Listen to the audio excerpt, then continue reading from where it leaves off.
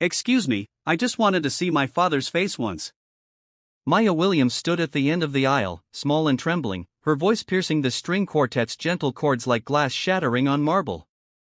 She wore a second-hand blue dress, pressed as neatly as she could manage, and shoes that pinched her heels raw. Her hair was pulled back in a simple ponytail, and her hands clutched a crumpled photograph and a worn envelope. The moment froze. Every guest, over 100 of Charleston's finest, turned and stared. Forks clinked against porcelain. The violinist dropped her bow. Murmurs rippled like a rising tide. Who the hell is that? Someone near the front whispered, "Oh my God, look at her. She smells like bus terminals." What's that girl doing here dressed like that? A woman in a wide-brimmed hat leaned toward her neighbor and hissed, "Call security. This is indecent." Amanda Lovell, radiant in lace and diamonds, shrieked as if someone had just spilled wine down her wedding gown. Someone get this child out of here. Who let her in? Who let a dirty little street thing walk into my wedding? Maya didn't move. Her feet were planted, her gaze fixed on one man, silver-templed, dressed in a bespoke tuxedo, his hands still entwined with Amanda's. "Richard M. Carter," she said softly. He blinked, uncertain. Then his eyes narrowed. "If you're looking for your father, go somewhere else," he snapped. His voice was cold, firm. "There's no one here by that title for you." Maya's fingers trembled, but she held up the letter. Her voice cracked, but she didn't back down. "You are my father." The garden gasped. Several guests stood now, mouths open, heads swiveling between Maya and Richard. "Don't be ridiculous," Amanda barked. "This is a scam. You think you can just walk in and claim someone like Richard Carter is your daddy? This is our day." "She's lying," Richard added quickly, but his eyes couldn't leave the envelope. Maya stepped forward carefully, as if any sudden move might have her dragged away. "This is from my mother," she said, unfolding the brittle paper. "Angela Williams, you knew her. You loved her at least once." Then she pulled out the photograph, creased, water-stained, faded at the edges. It showed a young woman laughing on Folly Beach, a man with his arm around her waist. His face was younger, softer, but unmistakably Richard Carter. He stared, his body stiffened. One hand went to his chest, the other reaching slowly toward the photo as if afraid it would burn. Amanda screamed, "No, no, Richard, don't you dare." But it was too late. A single tear rolled down his cheek. His fingers brushed the edge of the photo. And the past he'd locked away decades ago came crashing into the present. "That woman," he whispered. She was my mother," Maya said. "She died 6 months ago, but before she did, she told me who you were." The garden was silent again. Even the birds seemed to hold their breath. Amanda's face contorted with fury. "This is not happening. You cry for her. After all these years, you're crying over that woman now during our wedding." Maya turned to her. "I'm not here to ruin anything. I just wanted to see his face once. That's all." Amanda's eyes burned like wildfire. "You already ruined it, you little rat. Somebody get her out. Get her out now before she destroys everything." Two men in suits started toward Maya. She stood tall, her jaw set. "I'm not leaving until he looks me in the eyes," she said, "and tells me I don't matter." If this moment moved you, if Maya's courage stirred something deep inside, let it pass in silence. Her story is not just hers. It echoes the voice of every forgotten child who ever dared to ask for the truth. Share your thoughts in the comments and let us know where you're watching from. Like this video to support more stories that speak truth to power and shine a light on the quiet bravery that changes everything. Brought to you by BUP Stories. Richard couldn't. His lips trembled. His hand gripped the photo like it was the last anchor to a life he had buried. "I remember your mother's laugh," he murmured. "I remember that beach that day. God help me." Amanda shrieked and threw her bouquet to the ground. "Then marry the memory, Richard. Marry the ghost if that's what you want." And with that, the perfect wedding shattered like crystal underfoot. But Maya didn't flinch. She stood still, calm, heart pounding, tears in her throat, but her eyes never left his. She had come for a face, and finally she saw it. Richard Carter stood in the middle of the aisle, the photograph shaking in his hand, the weight of old choices and new truths bearing down like a collapsing roof. His bride had stormed off in a fury. The officiant had stepped back into the shadows, and the guests buzzed like a disturbed hive. Maya hadn't moved. She didn't need to. Her presence alone was a seismic crack across the pristine marble surface of Richard's carefully curated life. One of the security men took a cautious step toward her. "Miss, please don't," Richard said abruptly, his voice. The guard froze. Richard turned slowly to face her again, his eyes bloodshot, voice lower now. "You came here for answers." Mia's throat tightened, but she nodded. "Just one? Why?" The silence between them thickened. All the murmurs seemed to vanish behind a curtain of memory that only Richard could see. "I was 24, he said finally. "Your mother was brilliant, free-spirited. We met during a community development project in Charleston. I thought I knew what love was, but she changed the meaning." Maya blinked fast. Her mother had once told her long ago about a man who made her laugh like no one else. A man with an ocean in his voice. "So what happened?" she asked. He looked away, jaw clenched. "My parents found out. Said I was throwing away my future. Told me she wasn't appropriate." "You mean she was black?" Maya said, her tone razor-thin. Richard winced. "They didn't say it outright, but yes, that's what they meant. I was weak. I walked away. You left her pregnant and alone." "I didn't know," he said a little too fast. "I didn't. She never told me." "She did," Maya said quietly. "She sent letters. She left messages. She waited." A breeze rustled through the trees. Somewhere near the back, someone cleared their throat. "Uncomfortable. I never got them," Richard muttered. "Or maybe I ignored them. Maybe I just didn't want to know."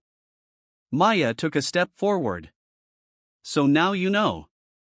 And nodded, slow, deliberate. "Yes, I do." And that's when the sound came. A slap of heels. "Amanda." She stormed back down the aisle like a hurricane in heels. Her face red, mascara streaked, lips trembling with rage. In her hand was a champagne flute, and she flung it with all her might. The glass shattered just inches from Richard's feet. "You spineless liar," she shouted. "You let her humiliate me in front of everyone." "This isn't about you," he said suddenly firm. "Oh, it is exactly about me," Amanda snapped. "I gave you a clean slate. I gave you a future. I gave you an image. And I gave you a lie," he replied calmly. "Now, one I can't keep anymore." Maya watched, stunned. The man who had denied her minutes ago now stood taller, straighter, like someone who had stopped running from his own reflection. "I think you should leave," he said to Amanda. Her mouth dropped open. "You're throwing me out of my own wedding." Richard gestured gently toward the garden's gate. "It's not a wedding anymore." A painful silence followed. Amanda's face crumpled, and with one last glare at Maya, she turned and stormed away, slamming her heels against the stone path like she meant to split the earth beneath her. The guests didn't applaud. They didn't move. They just watched as one life unraveled and another cautiously began to take shape. Mia's voice broke the stillness. "I didn't want this. I didn't come to ruin anything." "I know," Richard said. "I ruined it a long time ago." He stepped forward, holding out the photo again. His fingers brushed hers. "She wore this dress." He said, "That day at the beach, we talked about names. We never imagined things would turn out like this." Maya felt a lump rise in her throat. She kept that photo her whole life. She used to show it to me when she was sad. "I'm sorry," he said. Not just for what I did to her, but for what hesitated, then said, "You can hold the ladder." For the next hour, they worked in quiet collaboration. Maya sketched while Richard steadied the base of the ladder, passing her paint when she reached out. Slowly, the face of Angela took form, fierce but kind mouth mid-laugh, hair swept up like a crown. When it was done, Maya climbed down, took a step back, and stared. "She always said you had her stubborn chin," Richard said. "She always said you had a good heart under layers of stupid." They both laughed. As they turned off the lights, Mia lingered one more moment, looking at the wall lit by the soft glow of the exit sign.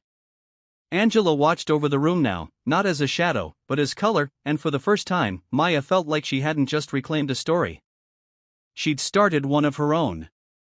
The next Saturday, the town of Charleston stirred beneath soft clouds and the buzz of weekend markets. Maya stood outside the community center early, sipping coffee from a chipped mug, watching as small flocks of kids and parents began to trickle in. Today was the mural reveal, the culmination of 2 weeks of color, sweat, laughter, and quiet truth spilled onto the wall by children who had finally found a place to speak without raising their voices. A banner hung across the front entrance. "Roots and Color Youth Mural Unveiling." Inside, the east wing buzzed with life. The mural stretched along the back wall in a wave of shape and meaning: fire and rivers, fists and flowers, faces of ancestors imagined and real. At its heart was Angela, painted by Maya's own hands, regal and radiant, surrounded by a garden of handprints from the children who'd made the room their own. The townspeople entered slowly, at first out of curiosity, then out of awe. Murmurs of appreciation echoed as they traced the edges of the artwork. Each image stitched with personal meaning. No one spoke louder than necessary. The space felt sacred, as if they were in the presence of a truth that had waited too long to be seen. Richard arrived just after noon, holding 2 brown paper bags of barbecue sandwiches and a container of sweet tea so cold the condensation dripped down his wrist. Elise followed behind him, balancing a tray of peach tarts with the practiced grace of someone who'd fed generations. "You planning to cater the whole town now?" Maya teased, helping him with the tea. "Just bribing my way to redemption," he said. "You're going to need more ribs," she replied, smirking. The event carried on with speeches, short and sweet. Mrs. Jenkins introduced Maya with a few words that somehow managed to call her both stubborn as hell and a blessing we didn't know we needed. Maya, standing before the mural, cleared her throat and looked out at the crowd. "This isn't just art," she began. "It's memory. It's voice. It's healing. We don't always get to choose the family we're born into or the places that break us, but we can choose what we build after. This," she turned and gestured toward the mural. "This is what building looks like." The applause that followed was warm and genuine. Not loud, but enough. Later that evening, long after the last guest had left and the room had quieted, Maya remained. She wiped down tables and picked up paper cups, humming an old Sam Cooke tune under her breath. Richard stayed too, sweeping the back corner with a slow, steady rhythm. When the last chair was folded, Maya pulled 2 onto the center of the floor and sat down beside him. "I've been thinking about legacy," she said. "About what it really means." He looked over at her. "It's not money or buildings." "No," she said. "It's what people carry when they leave your presence." He nodded slowly. "I carry Mama with me every day," she continued. "Not just in grief, but in how I talk to the kids, how I fight for space, how I forgive slower than I should." "Oh, she was a force," Richard said. "She still is," Maya replied. "And so are you if you choose to be." He sat quietly for a moment. "I want to help build this," he said. "The program, the kids, whatever it takes." "I know," Maya said, "but not as their hero, as their student." He looked at her and smiled. "Deal." The room darkened as the sun dipped behind the oaks outside. Only the mural remained fully lit, Angela's eyes seeming to glow in the golden spill of the last light. Outside on the center's front steps, Elise waited with a box in her hands. "You two look like ghosts back there," she called. "Come get this before I change my mind." They stepped out to meet her. The box contained a set of old photo albums, art books, and a small velvet pouch. "It's from Angela," Elise said softly. She gave it to me before she got sick. Told me not to hand it over until Maya stopped running. Mia opened the pouch. Inside was a ring, delicate, silver, with a swirl that mimicked the spiral of a seed. She slipped it onto her finger. It fit perfectly. Beneath the ring, folded small, was a handwritten note. For when you plant your own garden. Maya looked up, eyes shining. She always knew, Maya whispered. She always did, Elise said. And under the hush of twilight, the three of them stood in silence. 3 parts of a broken story learning how to hold shape together. Because legacy isn't what we leave behind in stone, it's what we carry forward in color. 3 days after the mural unveiling, Maya sat cross-legged on Elise's sunroom floor. A stack of old letters spread around her like puzzle pieces waiting to be joined. The letters were yellowed, edges curled, ink faded, but still legible. Most were signed with her mother's unmistakable flourish. Angela's handwriting, so full of loops and certainty, it looked like it belonged to a jazz solo. She'd found the bundle tucked in the back of one of the photo albums Elise had given her. Letters Angela had written but never sent. Some addressed to Richard, some to Maya herself, some simply marked with dates and the words, someday.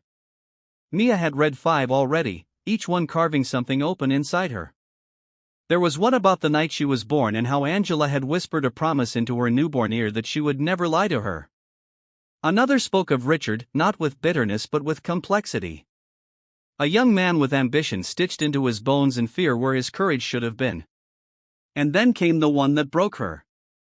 Dated 2 weeks before Angela passed, written to Maya as if she were already the woman she'd become. If you're reading this, it began, then you've come looking. That alone tells me you've got more of me in you than you think. I hope you know by now that strength isn't loud. Sometimes it's just the act of staying, of choosing again, of forgiving without forgetting. Maya folded the letter carefully and placed it back into its envelope. She didn't cry. She didn't need to. That evening, she asked Richard to walk with her, not through the community center or Elise's garden, but to the cemetery, something she hadn't done since the funeral. They brought no flowers, only themselves. Angela's headstone was simple. Angela Marie Williams. 1970 to 2019, still I rise. Maya crouched beside it, brushing off a few stray leaves. She wrote you letters, she said quietly. Never sent them, but she never stopped talking to you.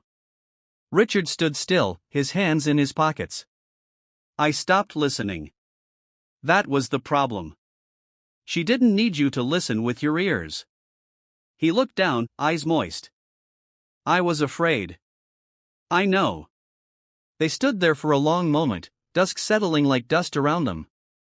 Finally, Maya placed one of Angela's unsent letters on the headstone, one addressed simply to the man who missed the middle. But maybe not the end. I think she forgave you, Maya said. Or maybe she just stopped needing to. Richard blinked back tears. I don't deserve either. You're not here to deserve, she replied. You're here to do better. As they left the cemetery, walking side by side, Maya reached into her coat pocket and pulled out the silver ring, Angela's ring. She handed it to Richard. Keep it, she said. Until the day you feel like you've planted something worth it. He looked at her, stunned. This was hers, and now it's part of what we build. The next day, Maya returned to the East Wing. The mural was still brilliant, still loud, still perfectly imperfect. But today, she came alone.